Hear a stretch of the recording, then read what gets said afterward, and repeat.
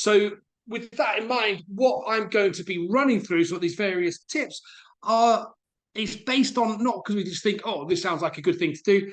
We know it works. It's practices that we would follow, and it also, allowing us to be influenced by industry best practice, and from taking time out to speak with public sector to buyers. Important to get that other side of the table to it. So let's get into it. What does it take to win your next bid? Bidding takes time. It really does. I think that's the one thing I'd always say to people. Bidding takes longer than you perhaps really want it to. It's one of those things that we've got to do it.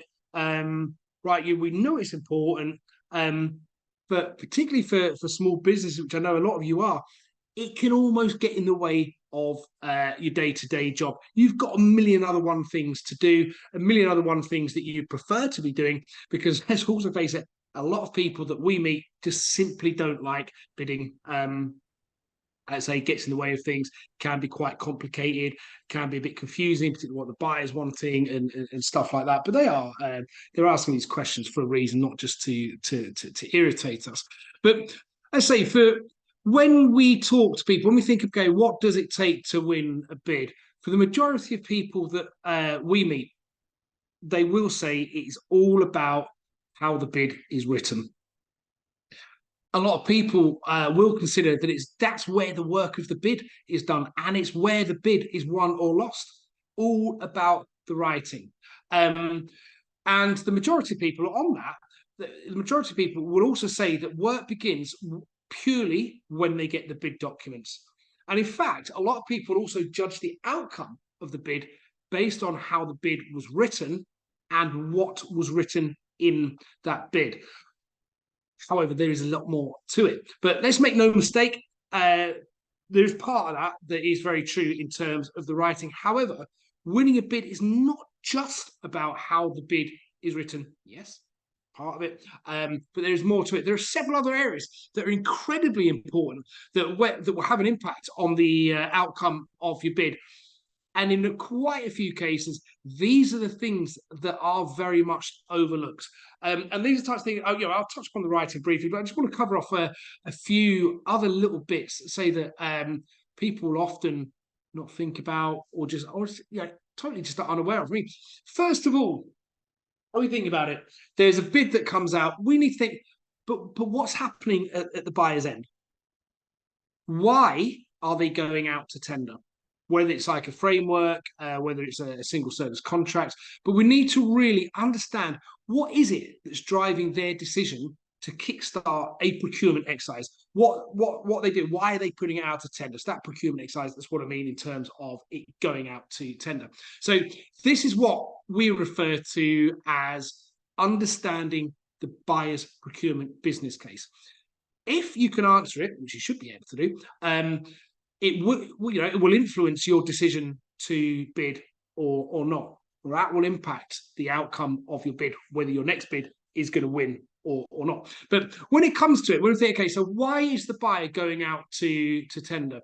We need to consider things like, is it a new requirement?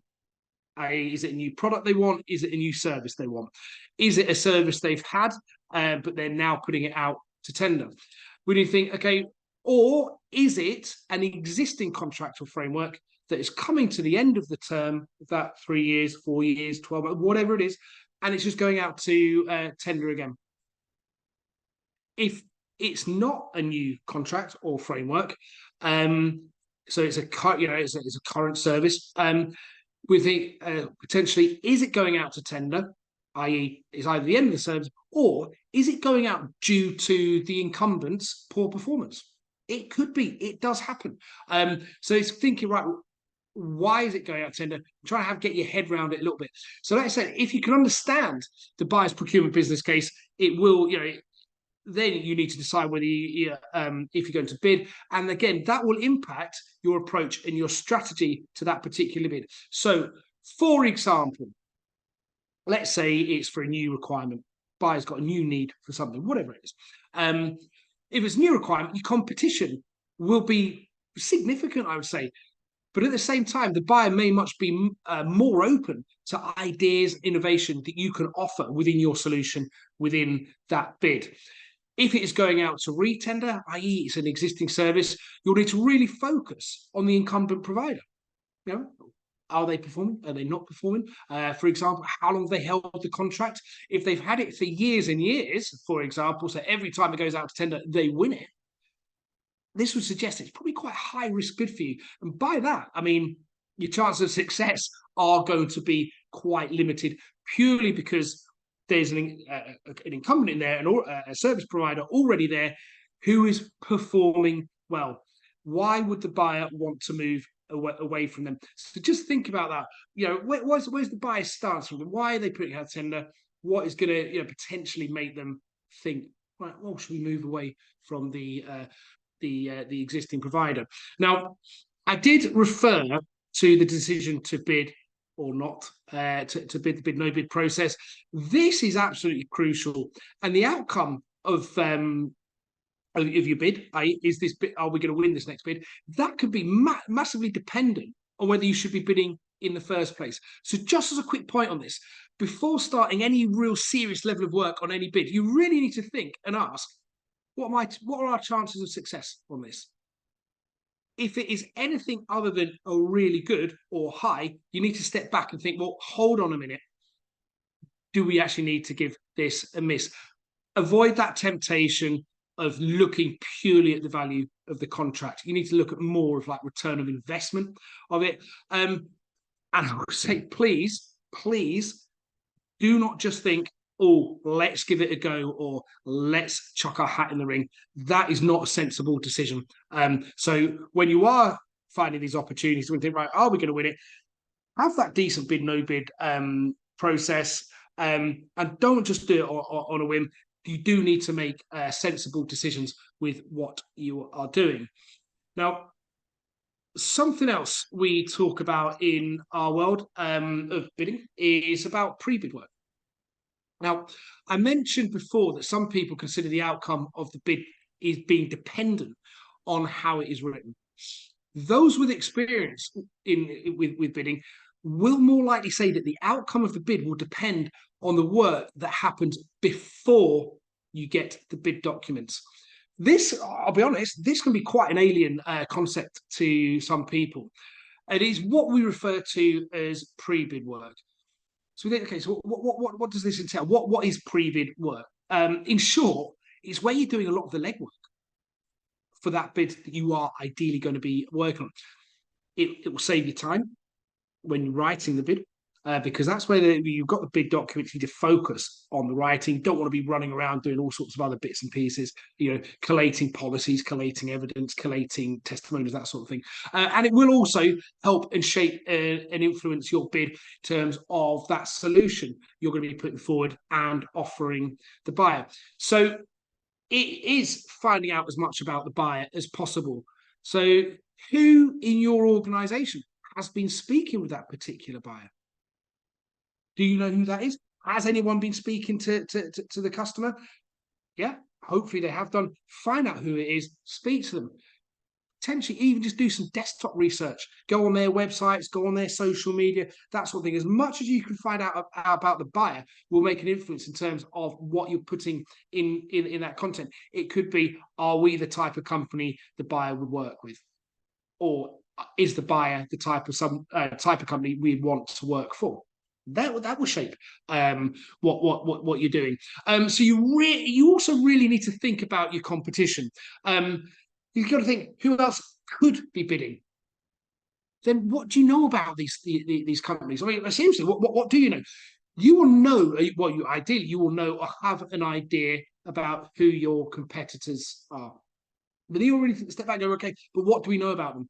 Again, you got to think, right, who could be a potential threat to this bid?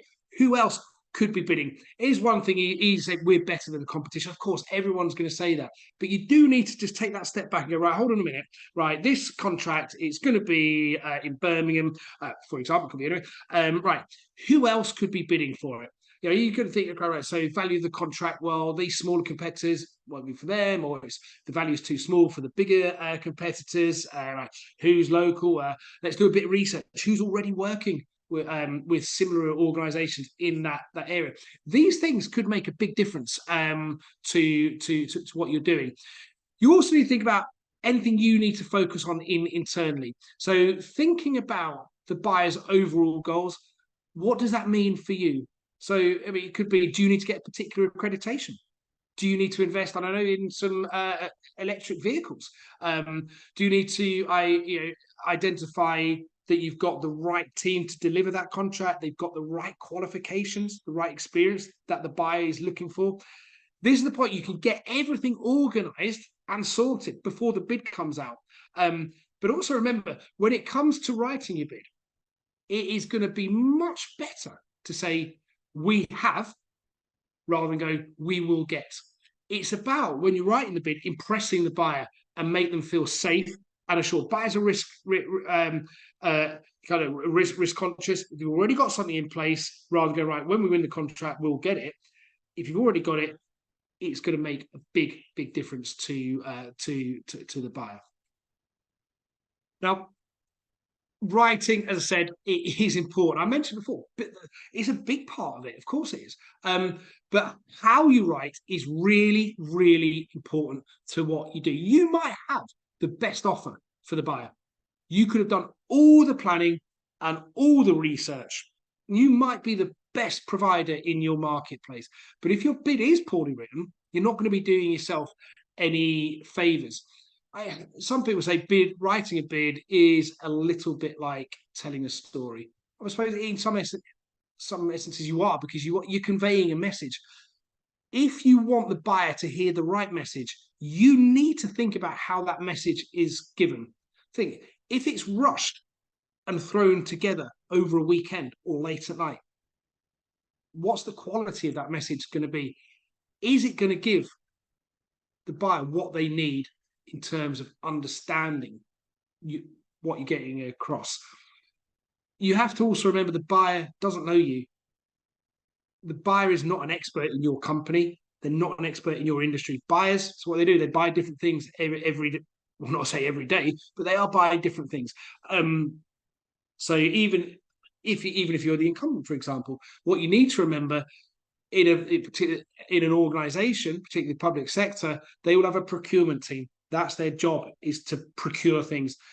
Service delivery, sit over there. It's these people in the procurement team you have to convince why they should choose you. But I suppose this is where the writing does play a huge part in your bid, winning your next bid. You need to be able to get across to the buyer what you want them to know in a way that they can quickly and easily understand.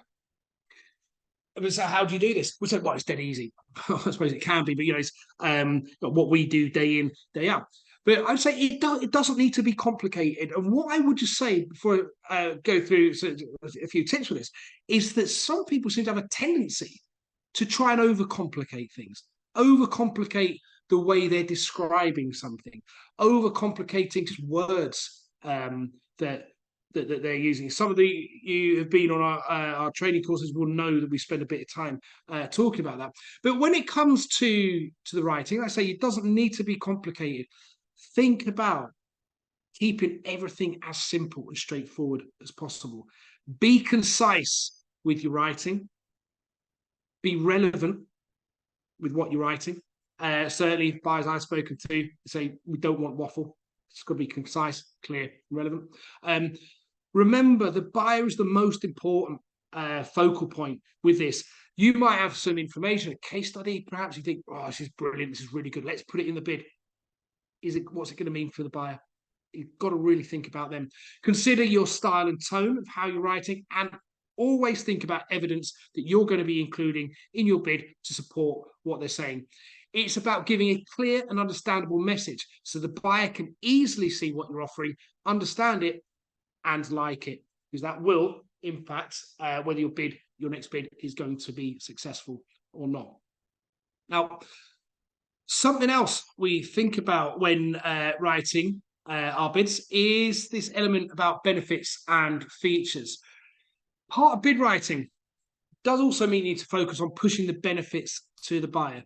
This isn't just the benefit of your overall offer, why yours is really good, what it means for them, but also the benefit, everything that makes up that offer.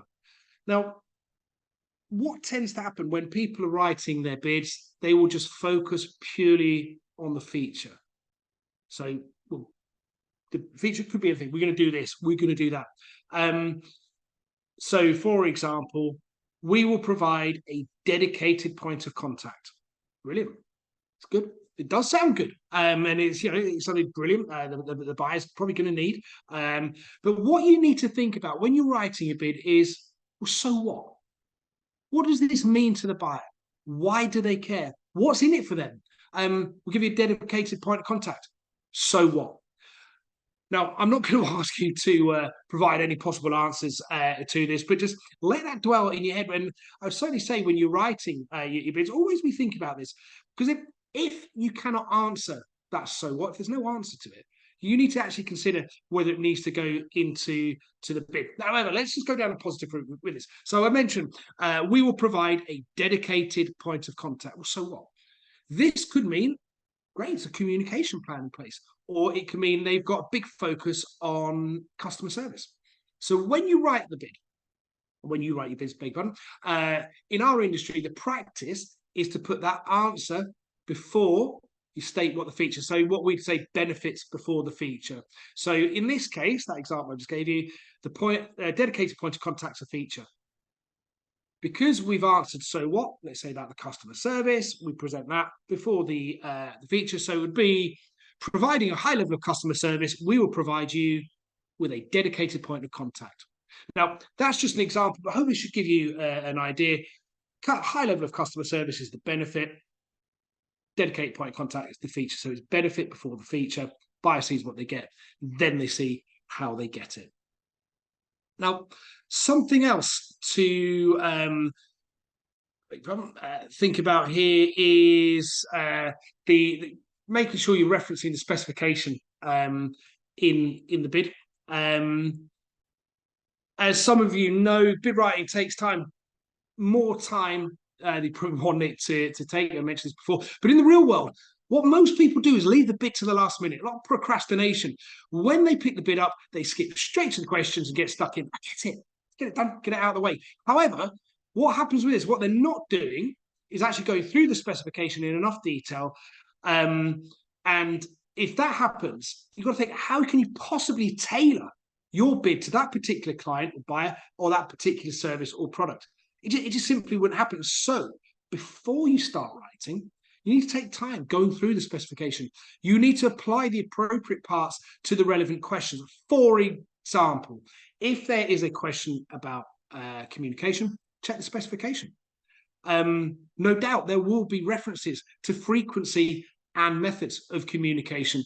For example, they might say, we want a monthly report or a weekly report or whatever, and we want you to email it to us and we want you to use a certain form. Great, that's what you refer to in your response about communication. If you're not doing that, your bid won't be scoring as high up as you need it to do. And just on that, just always, when you are working on your bids, talk about people not referencing their specifications. People tend to not look at the evaluation criteria in the bid. It will be stated they might be scoring 0 to 10 or 0 to 5 or whatever. Make sure you're having a look at that because it should influence what you're writing in your bid. Now, something else to think about, another area is actually about the physical impact of your bid. Yes, your offer needs to be the best. Yes, your bid needs to be written, but it also has to, as Michael Bublé says in the current Asda advert, pop. Which, if you're watching this recording in July, probably make little sense, but hopefully you'll understand what I mean. Your bid needs to be engaging. So consider this. When you last read a document, whatever it was, what makes you more inclined to read it? Yeah, of course, you're going to be reading it because either you want to or you need to. But what makes you really want to read it? It's something that you need to read, maybe something to do with business or maybe a hobby or whatever. There's something you need to read. Some of you might well indeed enjoy just reading pages and pages of blocks of text. However, if you're like me, I'd imagine some of you will actually prefer to read something that's easy on the eye and easy to navigate.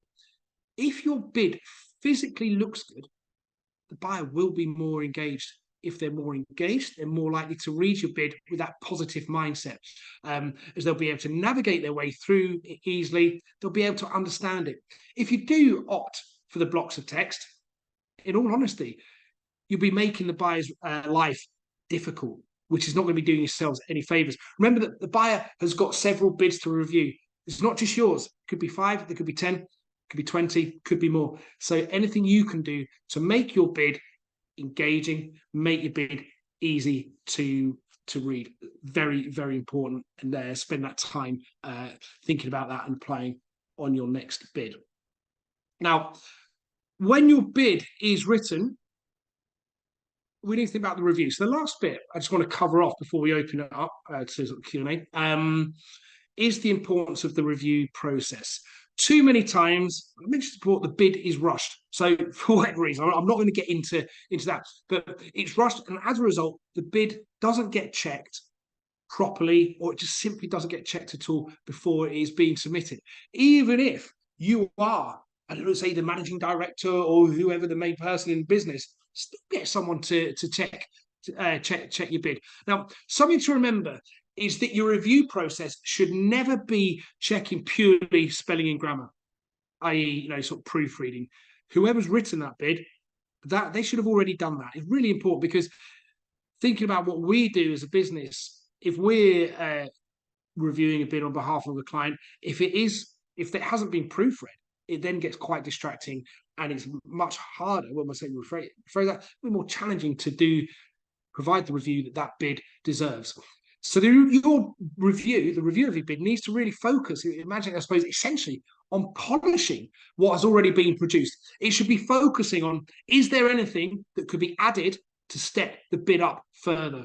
For example, could it be another piece of evidence, such as a case study or just some performance data?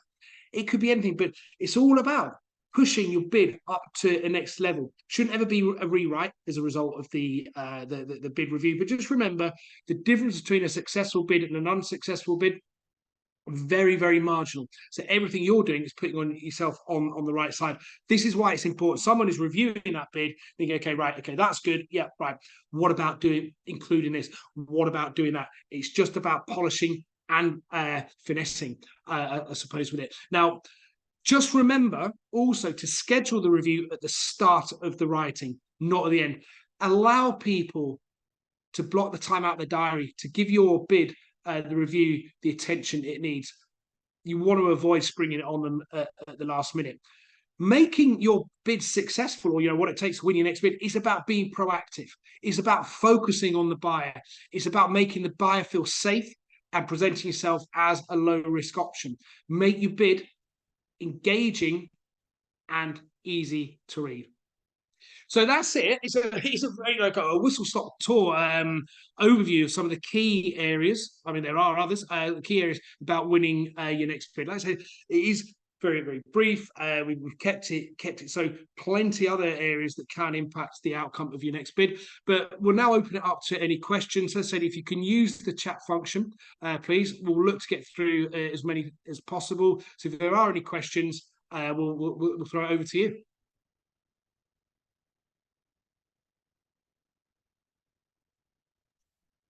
Great, Charles. We just had the first question from Nancy now.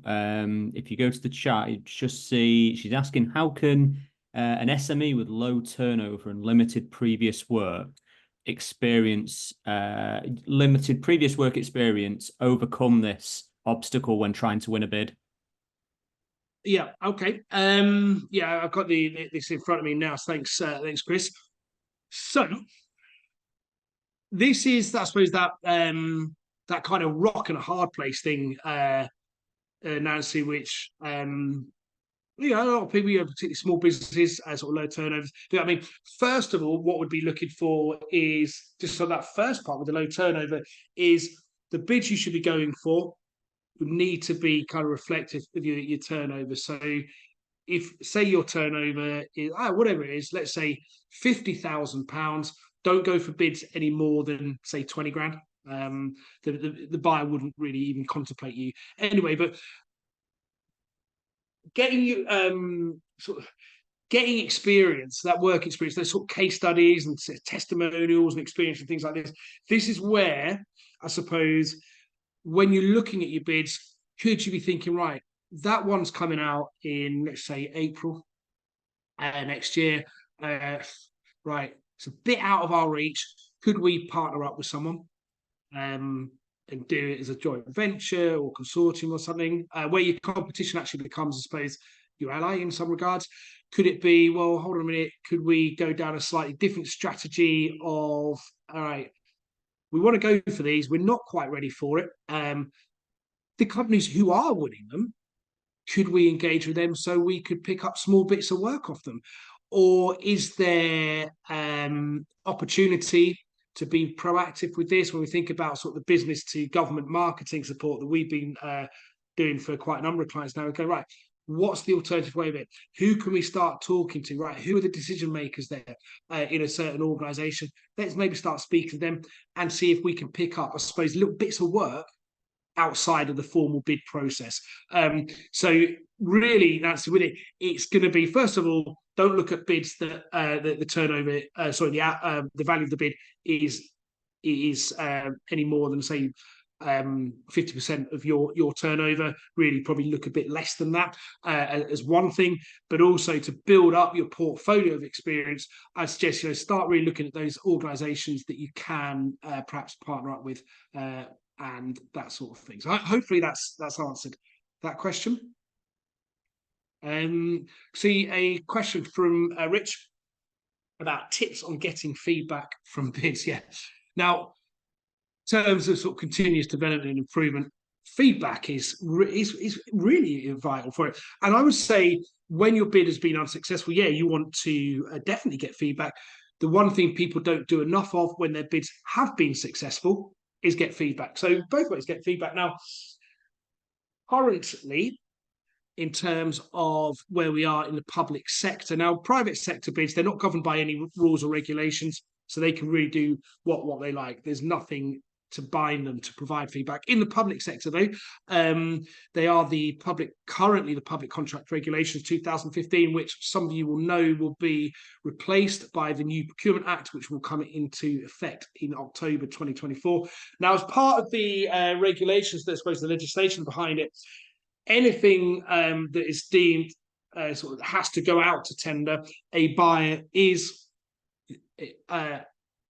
supposed to give you constructive feedback on what they've on the outcome of your bid. Not just, well, you scored 15 and the winning bidder scored 18. Now, it's more about detailed feedback with it. Now, there have been some sort of slight changes over the years within. Hopefully, we'll see a bit more. And it's not clear yet with the new act.